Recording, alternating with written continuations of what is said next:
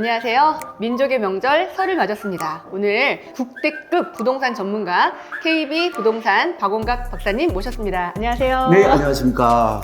박사님, 저희가 민족 대명절을 맞아서 오늘 시청자분들께서 가장 궁금해하실 내용들 쏙쏙 찝어왔는데요. 네. 올해 집값 흐름 어떻게 보고 계신가요? 일단은 매매 쪽은 뭐 약보합으로 보고 있고요. 전세는 이제 강보합 정도. 그래서 전세가 상대적인 뭐 강세 정도 뛸 거로 예상을 하고 있습니다. 근데 문제는 이제 상반기까지는 제 생각에는 정치적 불확실성이 워낙 크다 보니까 뭐 조정금이 더 이어질 것으로 보이고요. 하반기 들어서 다소 좀 나아지지 않겠느냐, 뭐 이런 시각을 갖고 있습니다. 그런데 올해 제가 시장의 큰 트렌드를 한 세 가지 정도 짧게 말씀을 드리면은, 일단은 아파트 쏠림 거래 현상이 좀 더 심화될 것으로 예상이 됩니다.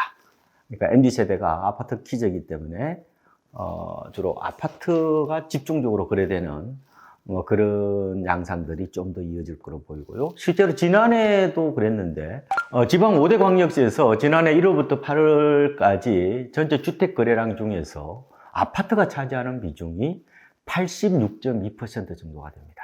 기본적으로 이 콘크리트 키즈고 아파트 키즈인 이 MZ세대들이 이제 주택 시장에서 주력으로 부상하면서 말하자면 거래 전율이 집중적으로 아파트에서 일어나고 있다, 이렇게 보시면 될 것 같고요. 그 다음에 이제 작년에 최고 그 유행어 제가 만든 거죠. 박사님 만드셨잖아요. 예, 네. 얼죽신도 아마 올해 좀 더 이어질 것으로 예상이 돼요. 왜냐하면은 이 재건축 어떻게 보면 투자 수요가 여전히 지금 위축이 돼 있거든요.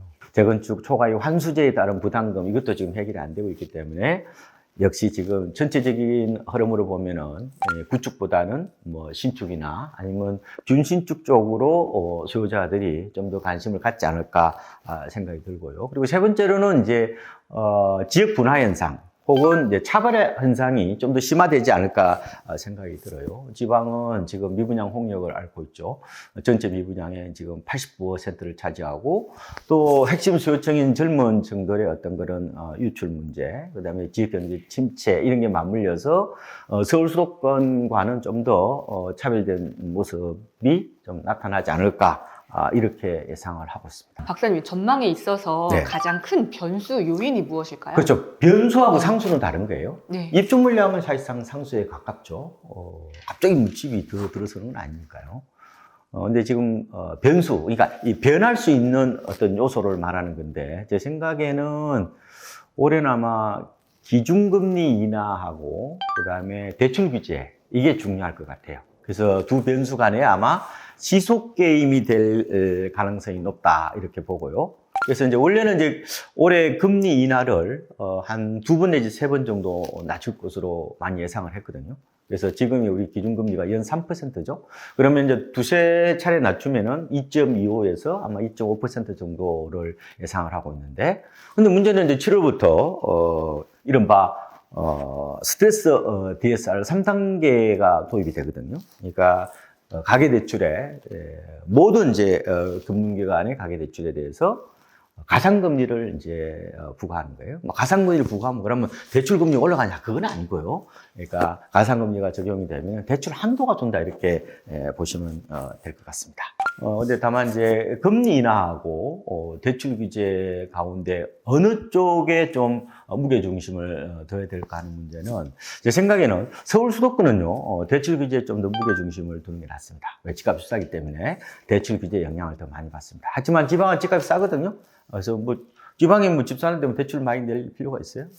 그래서 오히려 금리 인하에 더 민감하기 때문에 지방이 제가 좀 안 좋을 수 있다고 말씀을 드렸는데, 추가적으로 뭐 급락하기보다는 바닥을 다지면서 매물을 소화하는 과정이 좀 더 이어지지 않을까, 이렇게 예상을 하고 있는 겁니다. 박사님, 실제로 서울 아파트 값 정부 네. 통계치를 보면요, 9개월 만에 하락으로 돌아섰고, 작년에는 뭐 60주 연속 뭐 상승 네. 이랬잖아요. 전국 아파트 실거래가 지수도요, 7개월 만에 하락했다고 합니다. 하락세의 골이 어느 정도로 깊이 들어갈지 이제 궁금하실 것 같은데요. 이 얘기 좀 나눠봐야 될 것 같아요. 저는 하락폭이 그렇게 깊지는 않을 것으로 보고 있습니다. 정치적 불확실성에 또 금융시장도 불안하고 그래서 수요자들이 이제 몸을 사리고 있죠. 그런데 공급 부족에 대한 불안 심리가 잠재해 있다고 보면 되거든요. 그래서 이게 이제 뭐 올해는 물론 서울이 많지만 전국적으로 보면은 작년보다 한 10만 가구 정도 입주량이 줄거든요. 이게 한 2028년 정도까지 이어진다고 저는 보고 있습니다. 입주 물량이 차지하는 주택 시장의 영향이 과거보다 커졌다는 것을 의미하는 겁니다. 말하자면 입주 물량의 어떤 그런 민감도 이런 것들이 높아진 상황이기 때문에 저는 뭐 오히려 거시경제보다 이런 입주 물량에 좀 더 초점을 맞추는 게 낫지 않을까 생각이 들고요.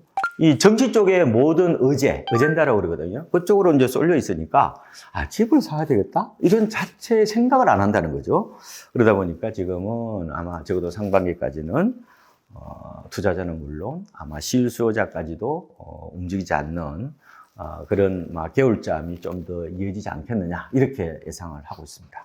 그러면요, 올해 무주택자 분들이 지금 굉장히 시장을 관망을 더 얼마큼 네. 해야 되나 지금 고민들이 굉장히 깊으세요. 네. 그래서 무주택자가 매수 적기가 언제로 생각하시는지. 제가 두 가지로 압축을 좀 드리겠습니다. 첫 번째로는 집단적 사고, 이른바 군집적 사고로부터 좀 벗어나서 독립적 사고를 해야 된다.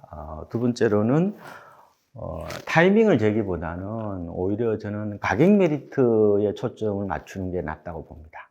실제로 서울 아파트 거래를 보면 지난해요. 5월부터 8월 사이에 거의 1년치 거래량이 그때 다 이루어진 거야.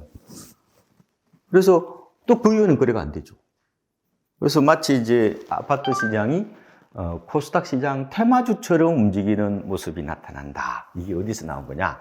바로 아까 말씀드린 것처럼 정보를, 특히 같은 정보를 동시다발적으로 이제 받아보니까 이른바 무리짓기 현상이 두드러지게 나타나는 겁니다. 핸드폰 못 보게 할까요? 네, 다 뺏어야 돼요. 그래서 이게 불안 심리 때문에 떼지어 움직이는 거거든요. 옆 사람 눈치만 계속 보는 거죠. 그래서 이럴 때 오히려 반대로 판단해야 되죠. 그러면 작년에 그러면은 서울에서 7, 8월에 집 샀던 사람들은 단기 상투를 잡은 거거든요. 그런데 문제는 이게 바닥권에서 있을 때는 거래가 터지면은 이건 회복의 신호탄입니다.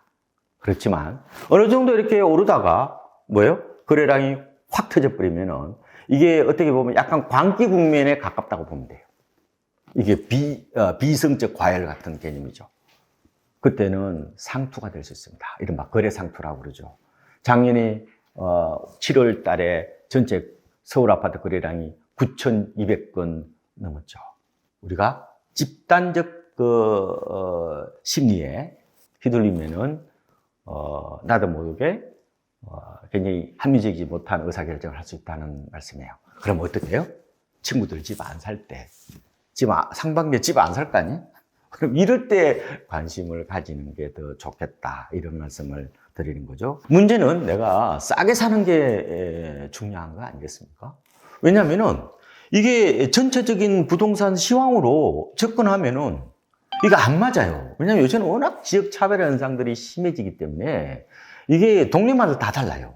가령 서초구라든지 성동구 같은 경우는 9.6% 오르고 도봉구 같은 경우는 3%가 안 올랐어요. 같은 경기도 내에서도 과천은 10% 올랐지만 평택이나 안성 쪽은 오히려 3%에서 4% 빠졌단 말이에요. 그러면 경기도에 사시는 분들은 어떤 의사결정을 하실 거야? 그러니까 경기도의 전체 통계를 보고 판단하실 거예요? 아니잖아요, 그러면. 그래서 제가 드리고 싶은 말씀은 그 타이밍이라는 게, 잰다는 게 대부분이 언론에서 나온 뉴스를 토대로 보통 판단하는 건데, 이게 두리뭉실하게 얘기하면은 동네마다 다 다르기 때문에 내가 헛다리 찢기 딱 좋다는 거야. 그래서 제가 차라리 유튜브 듣기보다 동네 중개업소에 시장 흐름에 밝으신 분들 10분한테 가서 중지를 모아보는 게 더 낫지. 특정 전문가들 얘기보다 대중의 지혜가 훨씬 더 IQ가 높습니다. 그래서 급매물을 결국은 잡아야 된다는 것은 다리품을 팔아야 된다는 거고, 고점 대비해서 제 생각에 2021년 10월이 고점인데 아파트 실거래가로는 서울은 한 10에서 한 20% 정도 싼 거, 나머지 지역은 한 20에서 30% 정도 싼 걸 중심으로 접근하셔야 되고, 만약 2분기에 그 정도 싼 게 없다면은 굳이 살 필요가 없죠. 그러니까 항상 가격 메리트가 중요한데 굳이 타이밍을 잰다면은 한 2분기 정도 보시는 것도 나쁘지 않겠다 이렇게 보고 있습니다. 이 박사님과 함께 설 특집 하고 있는데요. 휘둘리기보다는 독립적 사고와 역발상이 필요할 때다. 금매를 네. 남들 조용할 때 잡아라 라는 말씀을 해주셨습니다. 오늘의 지성인 박엄갑 박사님 모시고 이야기 나눠봤습니다. 고맙습니다.